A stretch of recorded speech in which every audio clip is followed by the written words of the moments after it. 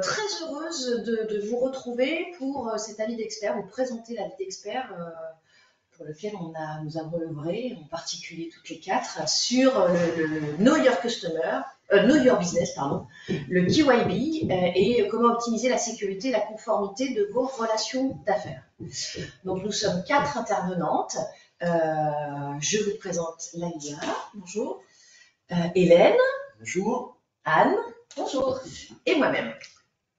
Donc peut-être rapidement, mais je pense que pour la plupart d'entre vous, vous connaissez déjà la FNTC. Mais juste pour rappel, c'est une fédération, donc la Fédération des tiers de confiance, qui a été créée en 2001, avec pour objectif de favoriser une digitalisation fiable et sécurisée, avec 160 acteurs aujourd'hui, de différents horizons, des éditeurs de logiciels, des prestataires, des experts, des professionnels, des startups, des institutions et évidemment des utilisateurs de services de confiance, puisque c'est important, nous on l'a vu lors du GT, c'est important d'avoir vraiment des utilisateurs pour être au plus près dans cet avis d'expert des besoins du terrain. Alors, ah oui, pardon, la FNTC définit et met en avant des bonnes pratiques du numérique dans différents domaines d'expertise. Je ne vais pas tous vous les lister, vous les avez à l'écran. Évidemment, parmi ceux-là, on voit l'identité numérique, qui va être le sujet d'aujourd'hui pour les entreprises, évidemment. Alors, au programme, le KYB, c'est quoi? Donc, quelles sont les données d'identification qui constituent le KYB? Les principales réglementations en matière de KYB avec Anne, notre experte juridique. Les bonnes pratiques et mises en application avec Leïla et les perspectives. Et alors, je ne sais pas, François-Luc, combien de temps on aura pour des questions-réponses, mais on les prend toutes à la fin, de toute façon. C'est ça. Les personnes les écrivent dans le chat, comme ça tu... Exactement. Voilà, mais voilà, impeccable. Et ben donc moi j'attaque sur donc l'introduction, le contexte de cet avis d'expert. Alors pour votre information, cet avis d'expert c'est vraiment focalisé sur la vérification de l'identité de la personne morale, mais il y a un autre groupe qui lui s'est attelé à analyser le lien entre la personne morale et la personne physique. C'est quelque chose qui est différent et qui a une complexité différente, avec un focus sur le sujet de la facture électronique, qui est le sujet d'actualité. Donc le KYB, pour rappel, c'est l'ensemble des processus qui permettent de vérifier l'identité des personnes morales, avec comme objectif évidemment de lutter en particulier contre la fraude et tous les risques qui touchent aux différents secteurs qui peuvent avoir affaire à une entreprise. C'est un défi qui est complexe, évidemment, parce qu'il y a des structures juridiques qui sont différentes, des normes qui sont différentes selon les pays, et puis avec la nécessité de maintenir en fait ce KYB ensuite pendant toute la durée de la relation d'affaires qu'on a avec l'entreprise, et donc des enjeux à la fois financiers, des risques juridiques et de réputation qui sont liés au niveau de qualité de ce KYB. Alors, les données d'identification, donc on a deux catégories de données d'identification d'une personne morale. On a les données socles. Alors, on les appelle données socles parce que ce sont celles qu'on recueille à chaque fois, quel que soit le secteur d'activité et quelle que soit la raison pour laquelle on rentre en relation avec une personne morale. Alors, ces données socles, c'est la dénomination, c'est le numéro de sirène dans le cas de la France, ou le numéro de TVA intracommunautaire, c'est la forme juridique, c'est l'adresse évidemment légale de l'entreprise, l'identité des représentants légaux et puis la raison sociale, l'activité de l'entreprise. Et puis ensuite, on a des données complémentaires, alors qui elles sont spécifiques à certains secteurs d'activité ou à certains besoins qu'on a de recueillir ces données quand on rentre en relation d'affaires avec une entreprise. Ça peut être les différents noms commerciaux, l'identité des bénéficiaires effectifs, les statuts et la structure de propriété, les sous-traitants, en cas de délégation, le mandat et l'identité du mandataire, les comptes, les noms de domaine, bref, plein de données. Évidemment, elles ne sont pas exhaustives dans la liste que je vous cite là. Vous aurez cette liste-là dans la vie d'expert. Elles ne sont pas exhaustives, mais elles sont propres à chaque secteur d'activité. Slide suivant. Les sources authentiques. Alors heureusement, on a des sources authentiques qui permettent justement d'aller vérifier que les données qu'on récolte sont bien toujours correctes et fiables dans la durée. Donc le seul document officiel qui existe en France sur l'existence juridique d'une entreprise, c'est le CABIS, dans lequel on peut retrouver l'identité et l'adresse de la personne morale immatriculée, son activité et ses organes de direction, administration, gestion et contrôle, et est-ce qu'il y a une procédure collective engagée contre cette entreprise. Après, il y a d'autres dispositifs qui existent, comme Mon Idénum, qui a été lancé par les greffes des tribunaux de commerce, et ProConnect, qui est un dispositif qui a été lancé par l'État. L'un et l'autre adressent des cibles un peu différentes. Je vous invite à aller voir sur les sites les spécificités de ces dispositifs, mais ils peuvent aider aussi à vérifier que, par exemple, une personne est bien habilitée à agir pour le compte d'une entreprise. Voilà. Et voilà, et pour cette partie-là, en tous les cas, c'est ce qu'on peut extraire de l'avis d'expert. On peut passer à la suite. Alors, donc, je vais prendre la parole. Du coup, pour les principales réglementations en matière de KYB, la réflexion qu'on a menée, on s'est posé la question, quelles sont les dispositions législatives ou réglementaires qui imposent en fait de bien identifier et de vérifier l'identification de la personne morale, qui est le client. Dans ce cadre-là, en fait, on a vu qu'il y avait un fil rouge dans le cadre de cette réglementation, notamment c'était dans le cadre de la lutte des délits, des crimes, de la fraude, et on s'est axé plus particulièrement sur ces législations-là, sachant qu'il y en a plein d'autres. Donc nous, c'est un choix qu'on a fait de se positionner sur cette législation relative à la lutte contre la fraude, on va avoir différents éléments. Et ce qui est important, c'est qu'en fait, on a systématiquement ce fil rouge qui est existant. Pour autant, il y a d'autres législations, bien évidemment, qui existent que celles qu'on va voir ensemble. Et il y a même tout simplement le fait d'être en relation contractuelle où on a un besoin de sécurité juridique, de savoir avec qui on contracte. Donc, au-delà même des obligations réglementaires qu'on peut avoir, on a une obligation contractuelle de connaissance de son client. Et non pas. Donc, on est sur la première réglementation, qui est celle relative à la lutte contre le blanchiment des capitaux et le financement du terrorisme. En fait, c'est une préoccupation qui s'est posée bien évidemment au niveau international. Donc, on a eu des législations qui sont faites, puisque le banditisme et le terrorisme, évidemment, ne connaissent pas de frontières. Et du coup, pour lutter efficacement contre ces délits, voire ces crimes, il y a une organisation internationale, une réflexion internationale qui a été menée. Ceci étant, au niveau européen, plusieurs directives ont été adoptées. Et en fonction de ces directives, il y a chaque État membre qui ont adopté, qui les ont transposées, les règles qui étaient posées. Ce qui fait qu'au niveau national, en France, les dispositions qui sont applicables se retrouvent dans le Code monétaire et financier, puisque c'est là que les dispositions ont été transposées. Donc, dans ce Code monétaire et financier, on dispose notamment un champ d'application très large, et c'est un point d'attention qu'on avait bien soulevé, dans la mesure où, en fait, souvent, quand on dit c'est le Code monétaire et financier, a priori, on pense que ça peut être que les banques, voire les assurances qui sont concernées au sens large. Or, dans le cadre de la lutte contre le blanchiment des capitaux et le financement du terrorisme, l'application, les personnes assujetties, enfin les personnes concernées, sont beaucoup plus larges, donc le champ d'application est beaucoup plus large, puisqu'on va trouver notamment, par exemple, les mutuelles, alors les fonds de retraite supplémentaires, on va avoir les entreprises d'investissement, les prestataires de services de cryptoactifs depuis récemment, les opérateurs de jeux de paris, les négociants en œuvres d'art ou antiquités. On a aussi tout ce qui est les agents immobiliers, les promoteurs, les conseillers en gestion de patrimoine. On a aussi, alors ça c'est selon les montants, c'est-à-dire en principe la règle c'est dès qu'on dépasse les 10 000 euros, enfin les transactions dépassent les 10 000 euros, on a les personnes qui font commerce des pierres et des métaux précieux, on va avoir les notaires, les avocats, les experts comptables, les commissaires aux comptes, j'en oublie, etc., et aussi les agents sportifs. Un point qui est important dans cet élément-là, dans ce champ d'application, c'est que c'est aussi bien les personnes physiques clientes que les personnes morales clientes qui sont identifiées et concernées par les obligations de vérification de l'identité de leurs clients. Donc, au-delà de ce champ d'application, une fois qu'on sait à qui ça s'applique, on a évidemment la deuxième chose qui est importante, c'est quel est le contenu de l'obligation de vérification.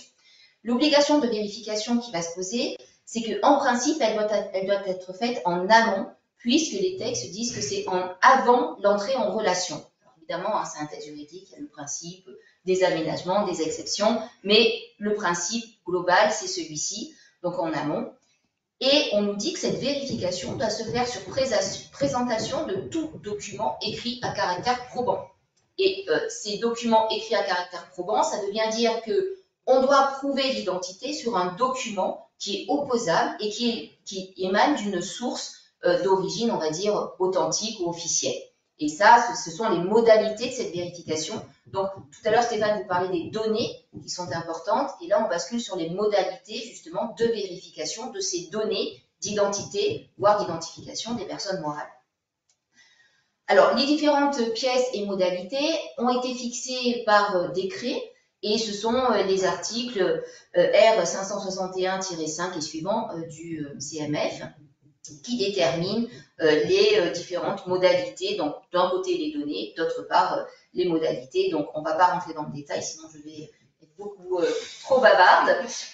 En revanche, il y a un élément qu'on n'a pas intégré dans le guide parce qu'il est nouveau et surtout pas encore applicable. Mais il y a un règlement au mois de mai 2024 qui a été adopté, qui lui aussi va participer bien évidemment à la lutte contre le blanchiment des capitaux et le financement du terrorisme.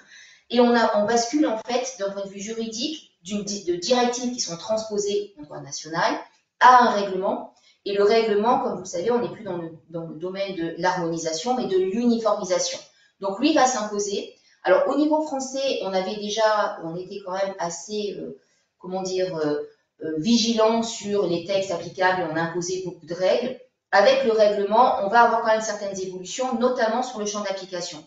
Ce règlement, pour autant, est applicable à partir du 10 juillet 2027 et en principe et par exception, dans un certain cas, en 2029. En tout cas, c'est à échéance et évidemment, on vous invite à aller consulter déjà ce texte pour savoir si vous allez être concerné ou pas dans le nouveau champ d'application qui est prévu.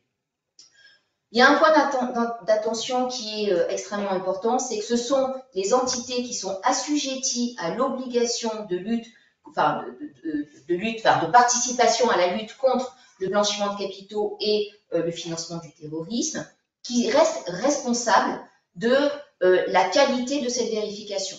Et ça, c'est important parce qu'elles peuvent passer par des tiers qui vont faciliter le travail, mais pour autant, elles doivent s'assurer de la qualité du service en fait qui sera presté, parce qu'au regard des obligations de conformité qu'elles ont, c'est elles qui resteront au regard de la loi responsables. Alors, j'étais un peu longue sur ce slide de la lutte contre le blanchiment des capitaux et la lutte contre le financement du terrorisme, parce qu'en fait, c'est vraiment le texte essentiel, les textes essentiels qui constituent le fil rouge et qui, dès lors qu'on parle d'un KYB à haute exigence, finalement, c'est les principes qu'on va retrouver dans tous les autres textes et c'est le modèle, on va dire, qui sera à retenir. Pour autant, quand on a continué nos recherches, on s'est rendu compte qu'il y avait d'autres domaines dont on parle beaucoup moins et qui pour autant concernent en fait des secteurs d'activité de tous les jours et assez importants. Alors assez important d'un point de vue économique, par exemple dans le cadre de la lutte contre la corruption, puisque là on a la loi dite Sapin 2. Alors ce qui ne concerne dans ce cadre-là et ces obligations de KYB que les dirigeants d'entreprises qui ont une responsabilité personnelle et les entreprises dont le chiffre d'affaires est supérieur à 100 millions d'euros et ayant au moins 500 salariés. Alors ça semble évidemment très gros et c'est pas tout le tissu des PME qu'on peut avoir, quoiqu'il y a des très belles PME quand même.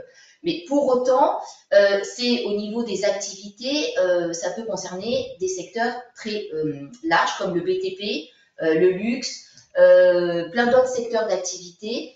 Et ici, l'important, c'est qu'on identifie les risques. En identifiant le risque, il faut identifier, de corruption donc, on doit identifier les relations contractuelles que l'on a. Et pour identifier les relations contractuelles que l'on a, ça veut dire que ça va impliquer de vérifier du coup le client que l'on a en tant que personne morale notamment. Donc on retombe bien sur cette préoccupation du KYB. La lutte contre le travail illégal, là on est plutôt dans une vérification en fait au niveau de la sous-traitance pour que les règles du travail notamment illégal soient appliquées. est respecté. La lutte pour la transparence et le respect des autorisations d'exercer, par exemple dans le domaine du transport, mais aussi dans le domaine de la santé, pour être sûr que le client est autorisé à acheter certains éléments ou bien à transporter du public, les enfants, dans le cadre du transport scolaire ou autre. Et enfin, on a identifié 2 autres domaines. La lutte contre le trafic des biens culturels. Alors, il faut savoir que les biens culturels sont en eux-mêmes, font bien en eux-mêmes d'une traçabilité. Mais au-delà de ça, et on retombe en fait sur la lutte contre le blanchiment de capitaux et le financement du terrorisme, c'est que en fait, on doit également bien s'assurer de l'identité de chaque intervenant, personne morale, dans des transactions qui concernent les biens culturels. Donc là encore, importance du kawaii. Et on a fini de façon, dans le guide assez évidente, sur la fraude à la TVA. Alors même si la législation et la réforme sur les factures électroniques, c'est pas forcément ce qui est mis en premier en disant c'est pour lutter contre la fraude à la TVA, mais très clairement c'est l'objet, puisqu'on pousse à une transparence et à une organisation qui va permettre de simplifier et surtout de récupérer les montants qui ne sont pas forcément déclarés et reversés à l'État dans le cadre du fonctionnement de la TVA. Mais ces obligations, en fait, en travaillant sur ces sujets-là, de e-factoring et de reporting, on se rend bien compte de l'importance de l'identification, encore une fois, de tous les intervenants, personnes morales, notamment les émetteurs de factures, mais également dans le cadre des identifications des personnes qui vont verser sur les plateformes de dématérialisation partenaires les factures, les destinataires des factures. Tout cet écosystème fait qu'il faut qu'on ait bien connaissance des KYB, des différents intervenants. Voilà, j'ai été un petit peu longue, mais je passe du coup la parole à Laïla. Merci Anne pour ce panorama des réglementations, toujours très intéressant. Ce qu'on voulait voir dans cette 3e partie, vous voulez vous proposer quelques bonnes pratiques à mettre en application pour réaliser ce KYB, toujours dans une optique de vérification de la personne morale en elle-même, comme l'indiquait Stéphane au début, et pas entre la relation entre personne morale et personne physique. Première bonne pratique, c'est bien sûr de toujours chercher à vérifier les informations déclaratives qui ont été communiquées par la personne morale, et ce à partir de sources officielles. Alors même s'il n'y a pas de source qui récapitule l'intégralité des données SOC et complémentaires qu'on a pu vous citer tout à l'heure, il existe quand même en France un certain nombre de bases de données, de services qui vous permettront de vérifier les données SOC les plus importantes sur une personne morale. Alors, au niveau français, on commence par citer la source officielle qui est Infogreffe, bien sûr, donc le registre officiel des données personnes morales en France, qui compile en fait toutes les données issues des greffes des tribunaux de commerce. Donc le service d'Infogreffe est également intéressant parce qu'il vous apporte à la fois des informations sur la société, la personne morale en elle-même, et également des informations sur les différents représentants de cette société, avec des services également qui tournent autour de potentiellement vous donner des informations sur les litiges en cours, les procédures collectives qui pourraient avoir lieu contre la société ou les cessations d'activité par exemple. Autre point important, si vous recevez un CABIS qui est issu d'Infogreffe, vous avez la possibilité de vérifier qu'il a bien été émis par Infogreffe, puisqu'il y a maintenant, depuis quelques années je pense, un QR code sur les CABIS qui permet d'aller vérifier le code de vérification présent et donc de vérifier que ça matche bien entre ce qu'il y a sur le document et ce que Infogreffe a dans sa base de données pour éviter d'avoir un faux CABIS par exemple. À côté de la base de données Infogreffe, l'État a créé également récemment le registre national des entreprises, le RNE, qui répertorie toutes les entreprises situées sur le territoire français.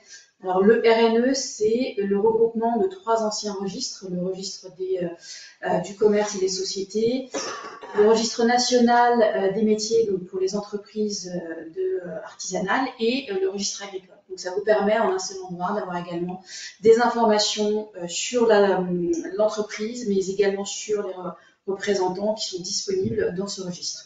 Vous avez également la possibilité, et elle existe également chez Infogreffe, de pouvoir récupérer un certain nombre d'actes, donc notamment les actes qui ont été validés auprès des greffes des tribunaux, comme les modifications des représentants qui peuvent être très importantes, parce qu'on peut avoir des représentants qui changent et qui peuvent être source de fraude éventuellement à ce niveau-là. Vous avez également les comptes annuels qui sont disponibles. À côté de ces deux bases, il y a la base Sirène qui a été mise à disposition par l'État. Alors c'est une API gratuite qui, je dirais, va peut-être un petit peu moins disante que forcément Infogreffe et le RNE, puisqu'elle ne dispose d'informations que sur la personne morale en elle-même et pas sur les représentants à date de l'entreprise. Mais c'est une source d'information officielle qui peut être intéressante d'intégrer à vos processus.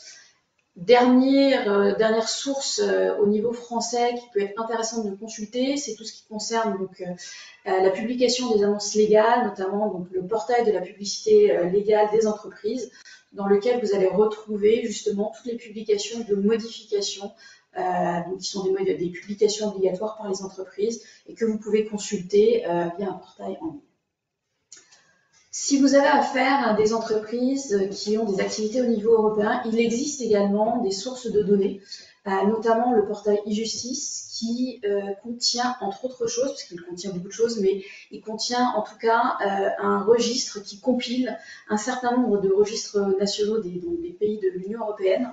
Donc vous avez accès, grâce à un moteur de recherche, en saisissant la dénomination sociale de votre client, de votre prospect ou son numéro d'enregistrement, vous pouvez accéder à un certain nombre d'informations sur cette entité juridique et vous pouvez également récupérer, dans certains cas, des documents. Ce qui est mis à disposition, c'est en gros les mêmes informations que vous pouvez avoir dans les registres nationaux dans les pays. Donc toutes les informations qui sont mises à disposition dans les pays de façon gratuite sont également disponibles via ce portail. Donc ça peut être une bonne source d'information pour récupérer des informations. Au niveau français, c'est Infogreffe bien sûr qui est intégré au portail Justice. Dernier portail qui peut être intéressant suivant le contexte d'entrée en relation que vous avez avec une personne morale, c'est le portail LEI, donc qui est l'identifiant d'entité juridique qui est attribué aux entités qui participent à des transactions financières. Donc il y a un portail qui vous permet de vérifier l'existence de ce code au niveau européen et également au niveau international qu'on vous a mis dans la présentation et dans le guide. Donc ça contient au niveau international à peu près 3 millions d'identifiants qui peuvent être vérifiés si vous avez à valider dans le cadre de transactions financières l'existence du code d'une entreprise. Au-delà de cette vérification première, donc des données vraiment socles d'une personne morale, ce qu'il est important également, et je pense qu'on l'a déjà évoqué, notamment Anne l'a évoqué au travers de tous les travaux sur la e-facturation, c'est le numéro de TVA intracommunautaire. Donc c'est un critère d'identification d'une entreprise au niveau européen. Il existe un portail, le portail VIES, qui centralise tous les numéros de TVA intracommunautaires pour tous les pays de l'Union européenne, disponibles via un portail internet ou via une API, donc qui vous permettra de vérifier l'existence, que ce code existe bien et surtout si l'entreprise est bien habilitée à réaliser des transactions entre plusieurs pays de l'Union européenne. Dernier point important de vérification, donc des données socles complémentaires, parce que là on a vu beaucoup d'informations autour de la personne morale, de ses représentants. Ce qu'il est également important de vérifier, c'est pour nous, d'une part, l'adresse légale de l'entreprise, à travers des justificatifs qui peuvent vous être fournis, donc notamment certains justificatifs de facturier présentent un CEV, donc un de DDoC, qui vous permettra de vérifier le plus simplement possible et avec le plus de sécurité possible, je dirais, les informations qui sont présentes sur le document. Donc ce 2D-Doc va comporter un certain nombre d'informations, notamment la dénomination sociale de la société et son adresse, la date d'émission de la facture et surtout ce 2D-Doc il est signé. Donc en vérifiant la signature de ce cachet électronique visible, vous avez la possibilité de vérifier si le document a été ou non falsifié. Donc c'est extrêmement important dans la lutte contre la fraude. Malheureusement, c'est un dispositif qui n'est pas présent sur toutes les factures que peuvent émettre les facturiers. Donc, dans le cas où il n'y aura pas ce dispositif, il est toujours possible de demander 2 justificatifs de domicile. Ça complexifie un petit peu le parcours, donc ça dépend forcément du contexte de votre entrée en relation, du parcours que vous avez mis en place, du risque encouru. Mais c'est une possibilité. Et à côté de ça, bien sûr, il y a aussi des services qui peuvent être utilisés, qui sont en général des services payants, qui vous permettront de détecter de la fraude potentiellement sur un document ou de vérifier directement les adresses qui vous ont été transmises. Ou solution également intéressante, c'est d'avoir recours à la lettre recommandée physique avec accusé de réception qui vous permettra là forcément de vérifier l'adresse postale d'une personne morale. À côté de ce point, et comme je pense l'évoquait Anne tout à l'heure, il peut être dans certains contextes, comme tu citais, le transport des enfants ou la santé, il peut être important, voire obligatoire, de vérifier que la personne morale avec laquelle vous allez entrer en relation est habilitée à acheter un certain nombre de biens ou est habilitée à procéder à un service particulier. Dans ces cas-là, il faut vérifier l'activité de cette personne morale et ça se fait grâce au recueil des statuts qui sont disponibles bien sûr auprès d'un progrès. D'autres sociétés privées les proposent également, sont des sociétés spécialisées. En général, ce sont des services payants, mais c'est important lorsque vous avez une obligation réglementaire de vérification de l'activité d'une personne morale. Dernier point de vérification sur lequel on ne va pas forcément s'appesantir parce que ce n'est pas le cœur du sujet de notre avis d'expert, mais l'identité des représentants légaux est une donnée importante à vérifier. D'une part, la liste des représentants qui sont présents sur le CABIS, mais également tout ce qui est liste des mandataires, donc les personnes qui ne sont pas des représentants légaux, mais qui ont reçu des attributions de la part des représentants légaux pour pouvoir signer ou engager la responsabilité de la société en leur nom. Malheureusement, en France, aujourd'hui, il n'existe pas de base de données qui permettent de lister l'intégralité des mandats qui auraient été attribués par des sociétés, des personnes morales françaises à des personnes physiques.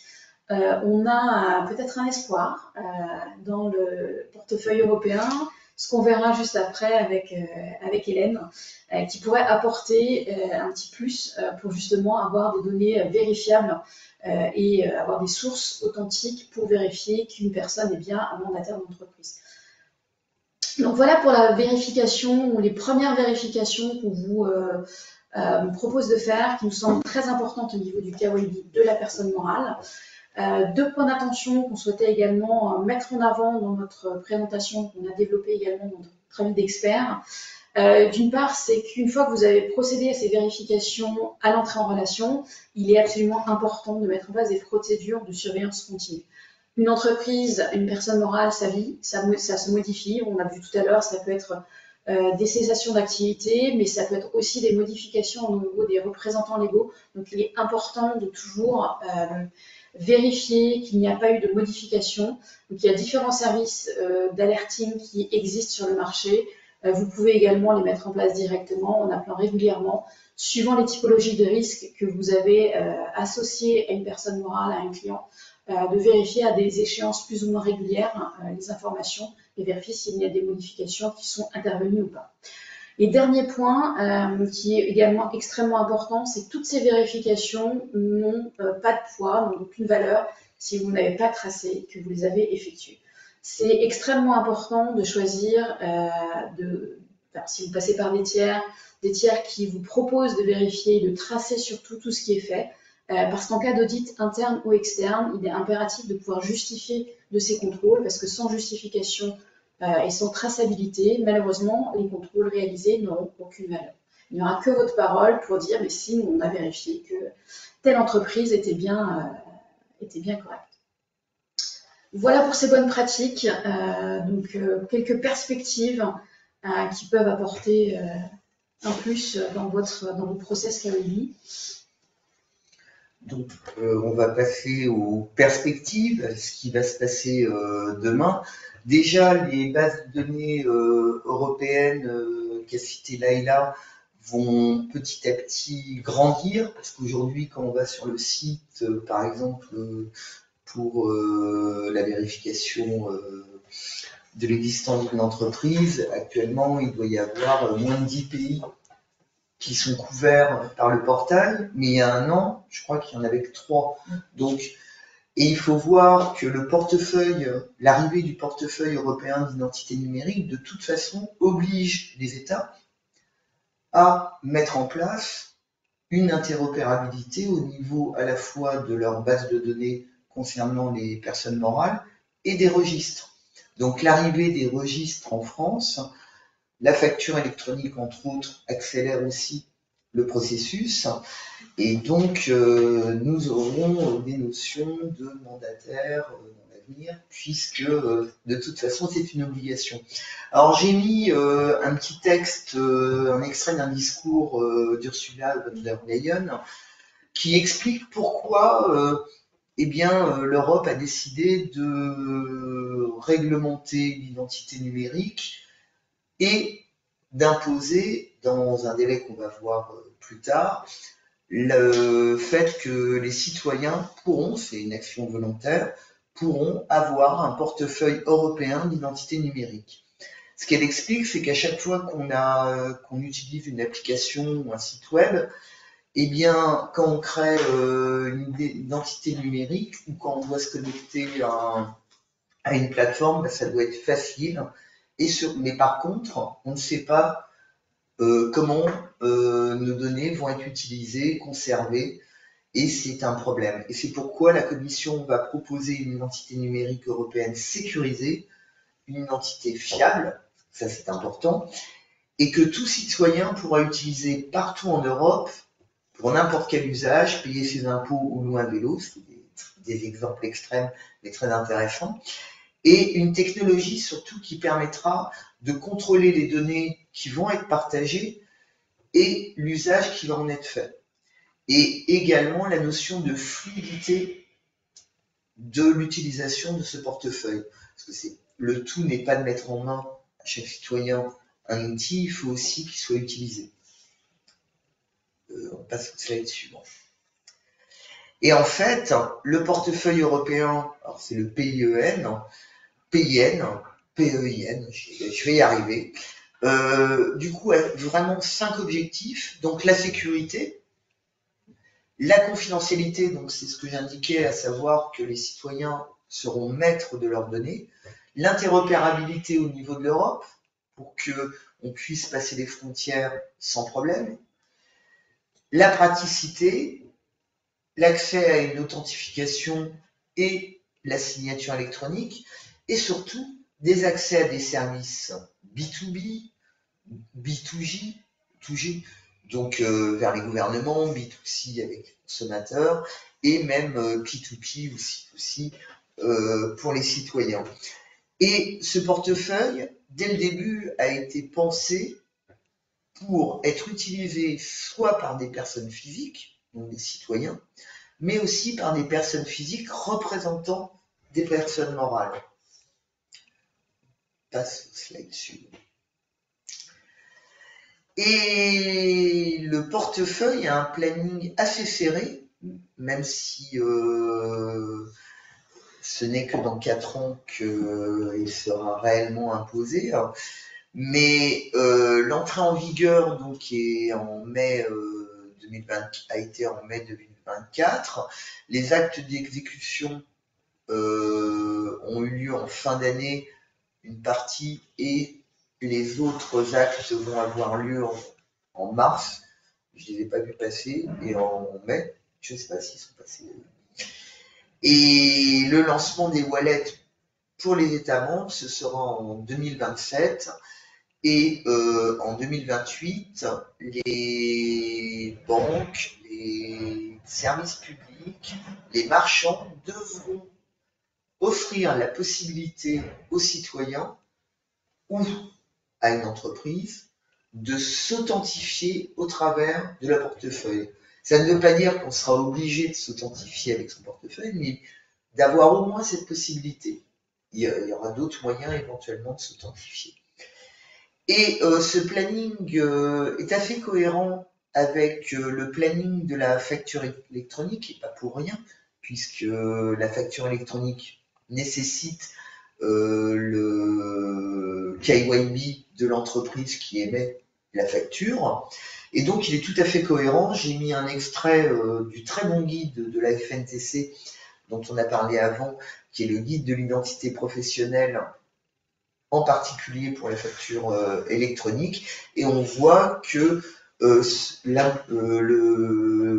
l'authentification au travers d'un moyen dit substantiel, c'est-à-dire d'un niveau fiable d'identité et d'authentification, aura lieu en 2029, c'est-à-dire un an après la possibilité d'utiliser un portefeuille électronique.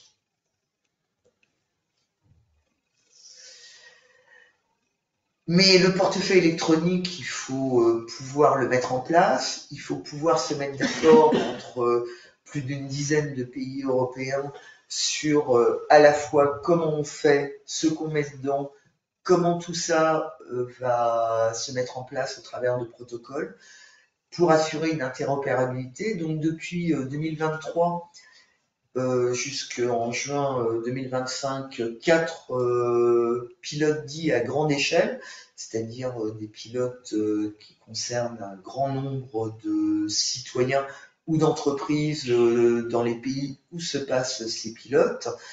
Un des pilotes EWC intégrait la personne morale, mais comment dire, en parallèle, beaucoup de choses ont été faites du côté des citoyens, à savoir tout ce qui est utilisation d'un portefeuille d'identité pour faire du paiement, pour être enrôlé dans une banque, pour être utilisé dans les transports, pour être utilisé dans la santé. C'est-à-dire qu'il y a eu pas mal de tests autres que pure identité. C'est utiliser l'identité pour faire une transaction, et ça a préparé les 2 pilotes qui vont être lancés en 2025.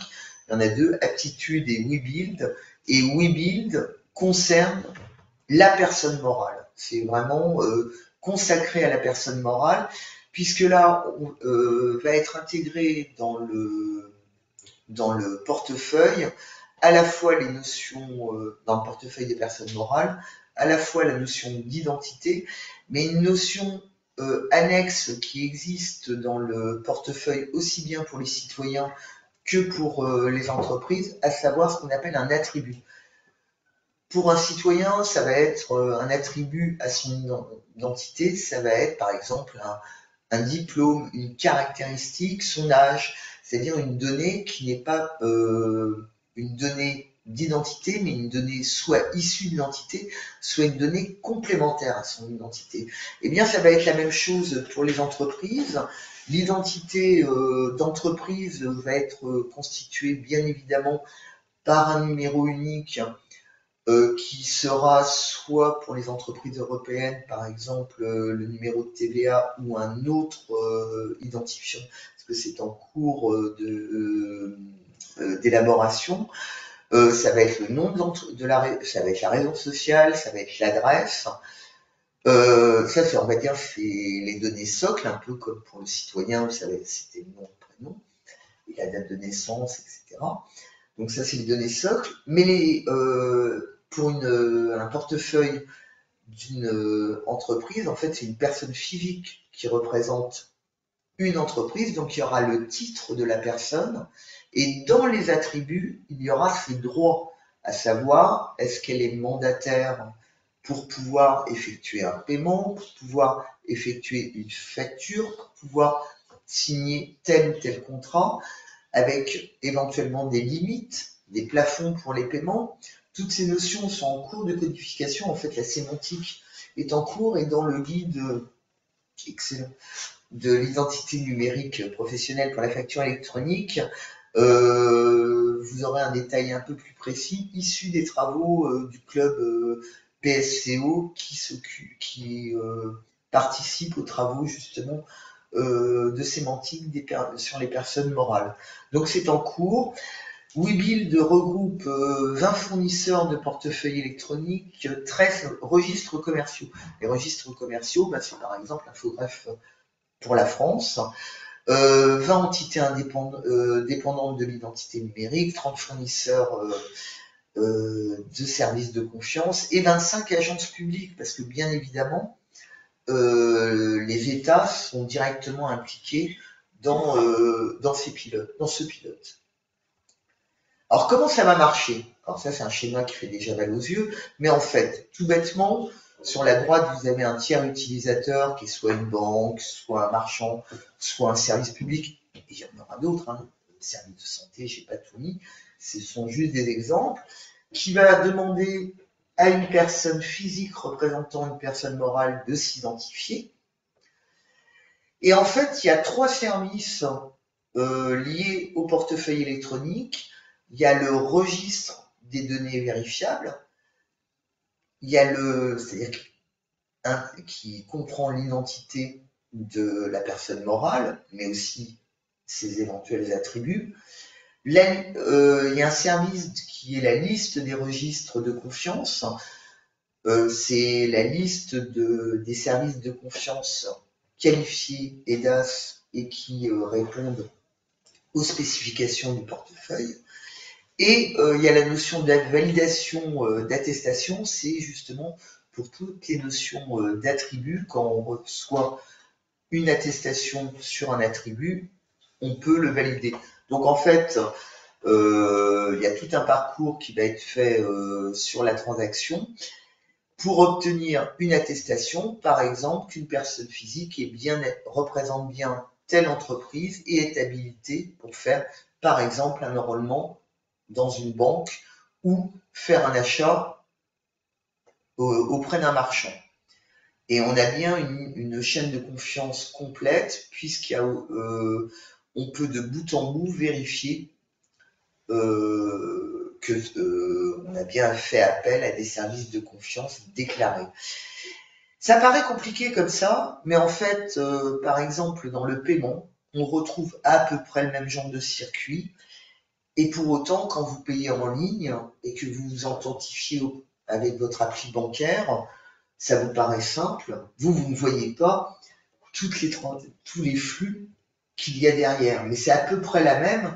Donc en fait, dans l'avenir, quand on aura, slide suivant, quand on aura à s'authentifier, à s'identifier en tant que représentant d'une personne morale, ça sera aussi simple qu'un paiement sécurisé. Donc ça sera fluide et très pratique. Et pour comme on indiquait, il faut, par exemple dans le cadre de la lutte anti-blanchiment, il faut faire ça en amont, eh bien ça ne sera pas un frein, ni pour accéder à un service, ni pour, par exemple, acheter un bien ou un service. Donc voilà pour le futur. Et nous sommes à l'écoute des questions. S'il y en a. Plein. Alors, j'ai une question sur les procédures de surveillance continue. Peut-on demander à la société vérifiée, dans le cadre d'un contrat, de communiquer tout changement pour se décharger de cette obligation? Oui, tout à fait. Mais oui. Alors, on peut, mais c'est vrai que dans ces cas-là, ça restera du déclaratif, ou alors il faut que la personne morale vous envoie des documents, des justificatifs qu'il faudra revérifier également par la suite. Après, pour anticiper, on peut l'exiger dans le cadre de la relation contractuelle, en mettant comme obligation que dès qu'il y a un changement, alors substantiel, parce que comme ça permet quand même de pas changer systématiquement, de pas être prévenu pour débrouiller, entre guillemets, sous réserve de se mettre d'accord sur ce qui est substantiel. Mais dès lors qu'il y a un changement substantiel, il y a une obligation de la part du client de faire part de ce changement, en fait. Et pour s'assurer, parce que quand bien même on demande soit à un citoyen, soit à une entreprise de faire quelque chose de manière spontanée, il peut arriver que soit le citoyen, soit la personne morale ne le fasse pas. Et par exemple, ça vous est peut-être arrivé, mais votre banque peut très bien, de manière périodique, vous demander si les informations qu'elle a sont toujours exactes. Donc en fait, c'est un peu une combinaison des deux. Parce que si le volontariat est toujours complexe, parce que qui va penser à vous contacter pour vous dire que tel représentant légal n'est plus représentant légal, c'est un peu comme quand on change de RIB, on ne pense pas à tous les gens qui font des prélèvements sur son compte et on va en oublier un. Donc c'est un peu pareil, il faut aussi avoir ses propres procédures pour avoir une trace que quand même on a bien fait le travail. Parce qu'il ne faut pas oublier que, par exemple, dans le cadre de réglementation, on peut avoir un audit.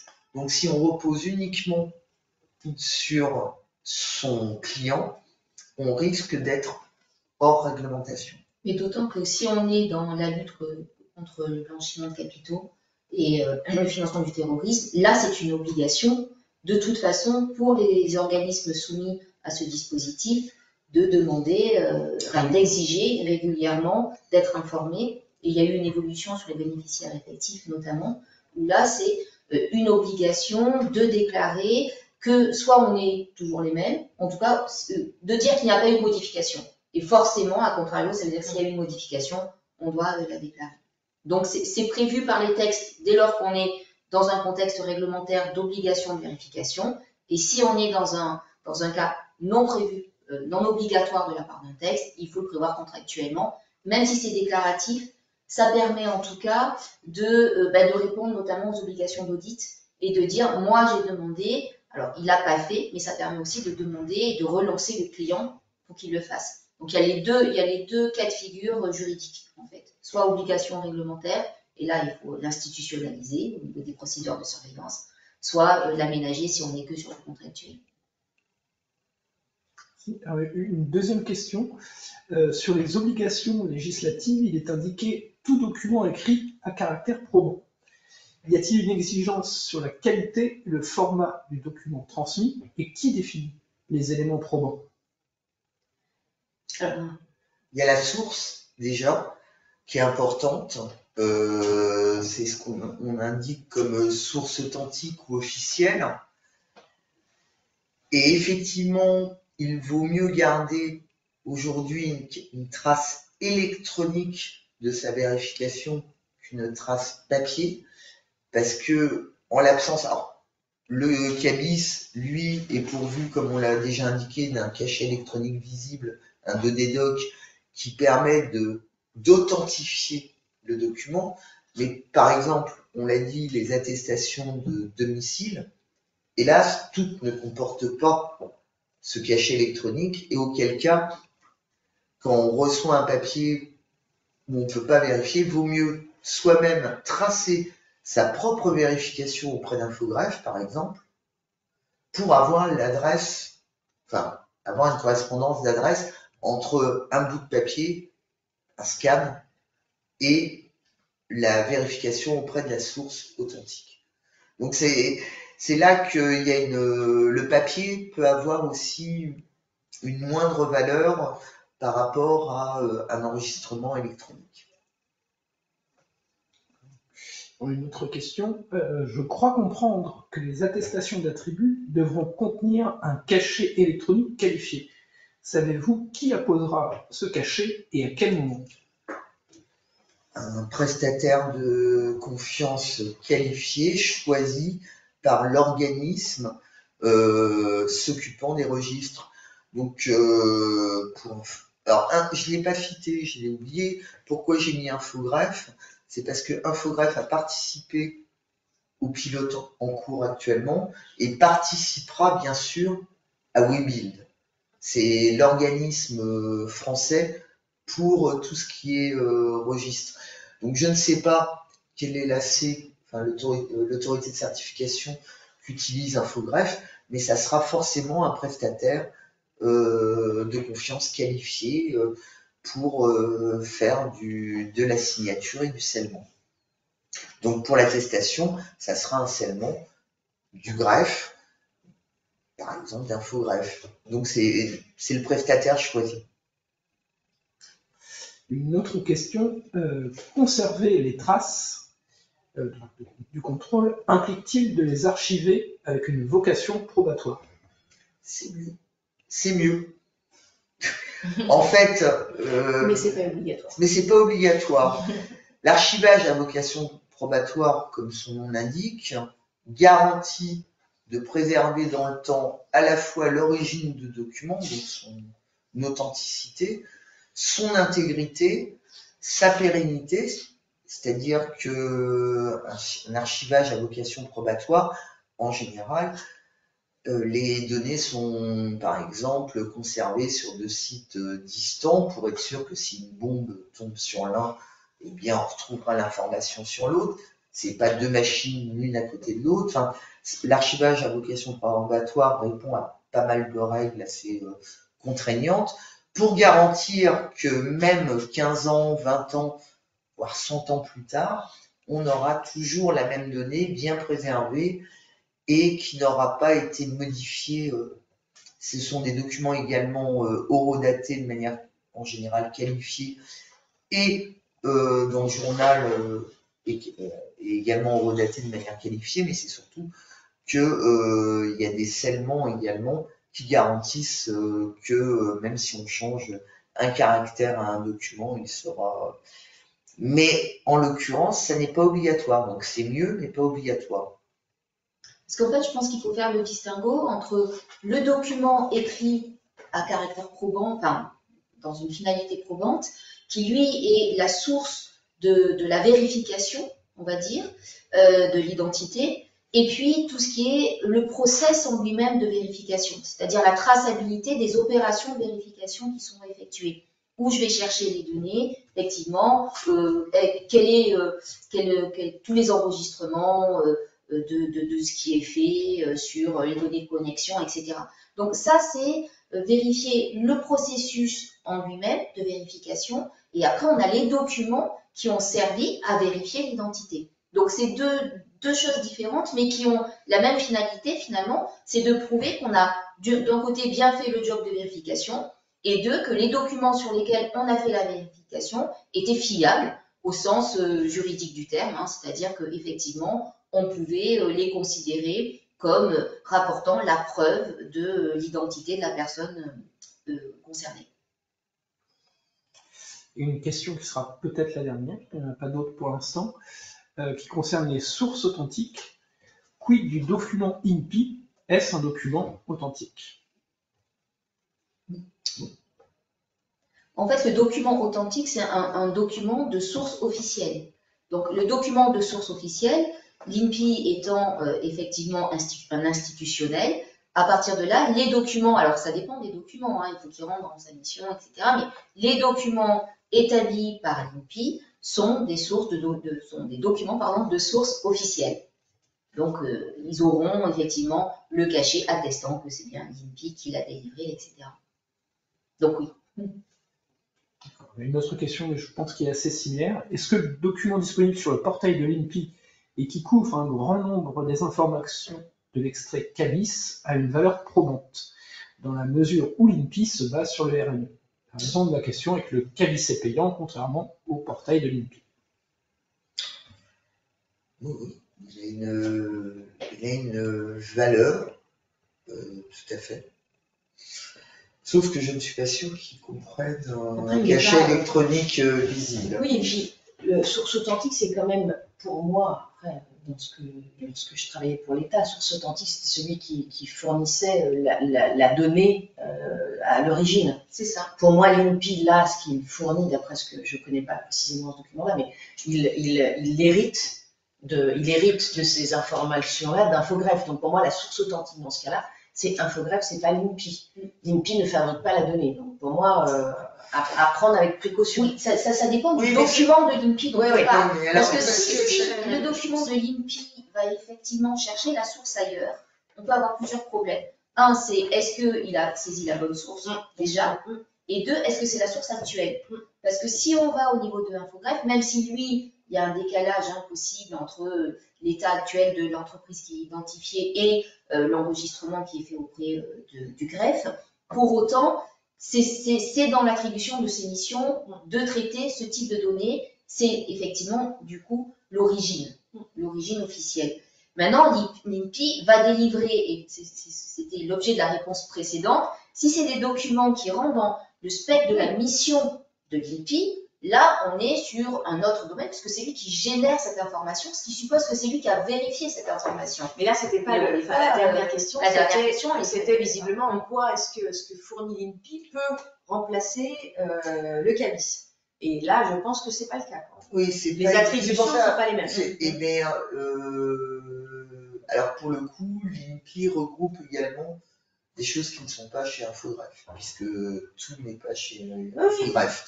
Donc en fait, il y a aussi les aspects type d'organisation qui rentrent aussi en ligne de compte. Puis il y a la base Sirène, qui est également une base authentique, quand même pour l'attribution du numéro de Sirène, en l'occurrence. Enfin voilà, c'est un peu, là on rentre dans des subtilités, mais qui je ne suis pas sûr qu'un auditeur, si on lui montre un papier de l'INPI, va rejeter le document sous prétexte que c'est pas le document d'Infogreffe. L'auditeur, je sais pas, le juge peut-être. Oui, oui. Ouais, moi, je pense Ah que bah non, mais c'est intéressant. Et du coup, en fait, il faut qu'on sache bien ce dont on parle, qui est produit par l'INPI. Et en gros, la réponse est c'est pas sûr. oui, oui. Il vaut mieux vérifier.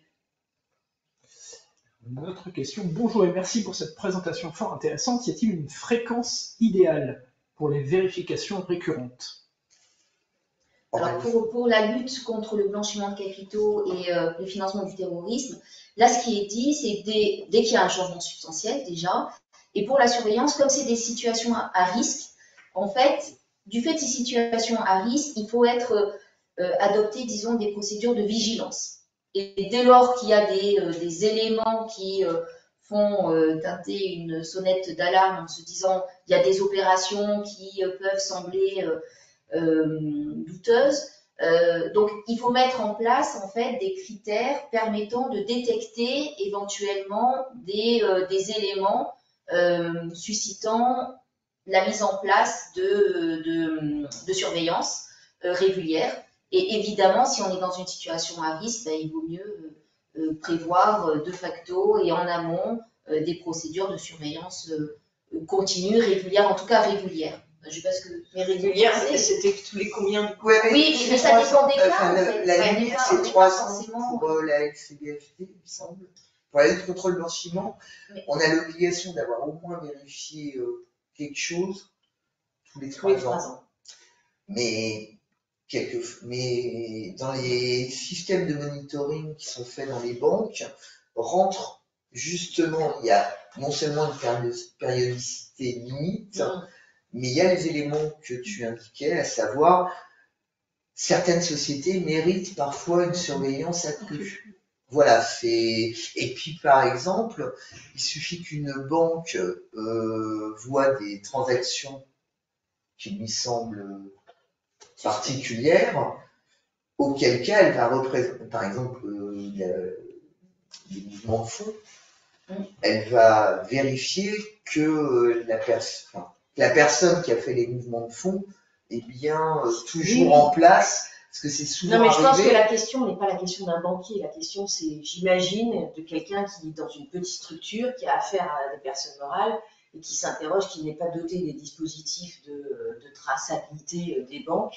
Et j'imagine, Ça parce dépend que du les banques, risque. elles ont tellement développé ce genre de système. Puis elles ont des obligations de conformité tellement Mais fortes oui, que de toute alors façon, que le commun des mortels, enfin, Non, la mais- petite boîte qui bosse avec des personnes morales, effectivement, je comprends la question. Tous les combien est-ce qu'il faut que je... Mais en fait, là, ça dépend du Ouais, ça risque dépend du aussi. risque. Parce que Ouais. si on n'a pas de réglementation, c'est ce que tu es en train de dire, Mhm. si on n'a pas de réglementation qui impose de vérifier tout le temps, ben là, c'est en fonction de son propre aussi risque. Mhm. Par exemple, si on sous-traite dans le transport, parce que là, il y a des obligations, si on sous-traite à une société polonaise un routier avec son camion, on doit vérifier à la fois que le routier est capable, a bien le permis de conduire, etc. Donc, il y a voilà, ça vaut le coup de temps en temps de faire du monitoring pour être sûr que c'est toujours le même routier qui conduit ce camion. Et tu vois, on dit de temps en temps, on dit régulièrement, mais voilà. Donc 3 ans max pour la LCBFT. Tous les 3 ans maximum.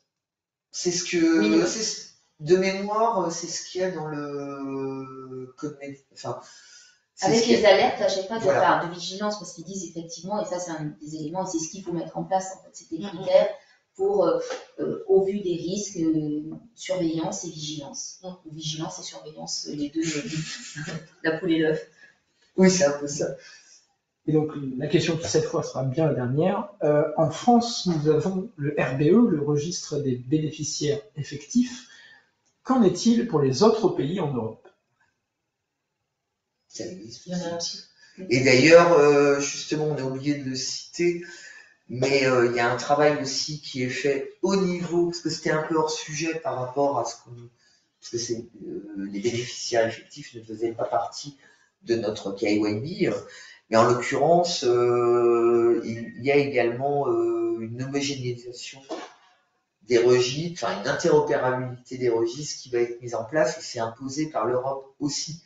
Parce que, et au vu même de la géopolitique, c'est très important de savoir qui sont les bénéficiaires effectifs d'une entreprise. Il ne faut pas que ce soit des pays, soit des personnes blacklistées. Ben là encore, de toute façon, ça découle de la législation, de la lutte contre le blanchiment Tout à de fait. capitaux. Et du coup, il me semble qu'au niveau européen, en tout cas, je sais qu'en Belgique, ça s'appelle l'UBO. Et l'UBO impose systématiquement, toutes les années, les sociétés doivent déclarer qu'il n'y a pas eu de modification dans le cadre de leurs bénéficiaires effectifs, ou les bénéficiaires effectifs, dès lors qu'il y a une modification, doivent la signaler à l'UBO, donc remplir cette modification, sachant que pour le coup, il y a des sanctions qui sont prévues. C'est-à-dire que si jamais il y a eu un changement qui n'a pas été enregistré au niveau de l'UBO, des sanctions administratives peuvent être prises à l'encontre des titulaires. Et puis, il faut savoir qu'en général, ces sociétés ont des comptables, que les comptables, leur job, ça fait aussi partie de leur dire attention, si vous avez un changement, donc j'ai été prévenu de ce changement, il faut le répertorier dans l'UBO. Et cette espèce de chaîne de responsabilisation et d'obligation va finir par faire que peut-être on va avoir des registres mis à jour avec l'ensemble des intervenants au niveau des personnes morales. Mais pour l'instant, c'est volontaire, effectivement, en France, c'est aux entreprises de déclarer leurs bénéficiaires effectifs. Et si je ne m'abuse, on est en dessous de la totalité des entreprises qui ont déclaré leurs bénéficiaires. Et c'est surtout la mise à jour. Moi, je me permets juste de dire que le guide KYB sera bien sûr envoyé à tous les inscrits à ce webinaire. Et je vous laisse le mot de la fin. Eh bien, merci beaucoup. Merci de nous avoir écoutés. Et à bientôt.